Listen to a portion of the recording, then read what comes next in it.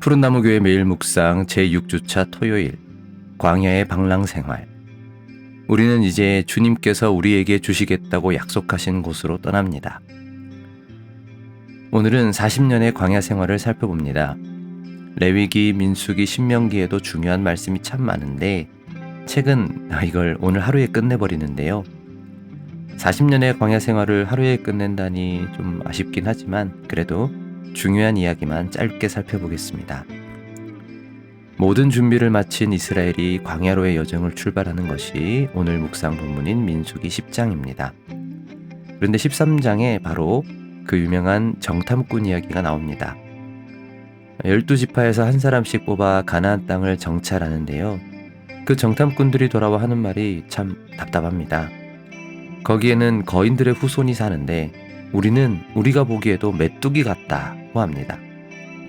그랬더니 온 이스라엘이 밤새도록 통곡합니다. 어제도 말씀드렸듯이 홍해를 가르고 인도하신 하나님께서 그거 못하시겠습니까? 결국 모든 것은 믿음의 문제입니다. 하지만 이스라엘은 하나님을 신뢰하지 않았습니다. 12 정탐꾼 중에 2사람 여호수아와 갈렙은 하지만 걱정하지 말라고 합니다. 특히 여기 다만 여호와를 거역하지는 말라에 주목해 볼까요? 그러니까 이스라엘의 문제는 이 상황의 문제가 아니라 믿음의 문제요, 하나님과의 관계의 문제입니다. 그들이 거인의 후손이건 아니건 간에 하나님께서 우리와 함께 하시면 두려워할 게 아닙니다. 하지만 이스라엘은 그 말을 듣지 않고 오히려 여호수아와 갈렙을 돌로 쳐 죽이려 합니다. 그러자 하나님께서 나타나 말씀하십니다.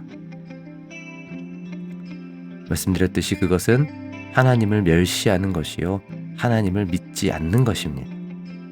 믿음의 문제요, 관계의 문제입니다. 그래서 아시는 것처럼 40년을 광야에서 방랑 생활을 하게 됩니다. 그 40년 동안 하나님을 신뢰하지 않은 모든 사람 가운데 성인인 사람들은 모두 광야에서 죽을 것입니다. 들어가기 싫다 했으니까 그 말에 책임지면 되죠.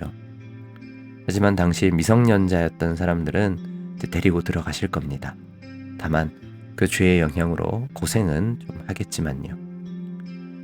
그 이후 40년의 여정은 민수기에 잘 기록되어 있습니다. 그 중에서도 21장의 노뱀 사건은 나중에 요한복음에서 중요하게 나오는데요. 아쉽게도 오늘은 그런 게 있다는 정도만 언급하고 넘어가겠습니다. 신명기는 모세가 죽기 전에 다시 율법을 정리해주는 책입니다. 신명기 할 때 신은 거듭, 되풀이하여 라는 뜻이지만 갱신이라고 생각하시면 좋습니다. 물론 갱신할 때 신은 새 신자를 쓰지만 우리에게 익숙한 갱신이란 단어가 이해하기엔 좋습니다.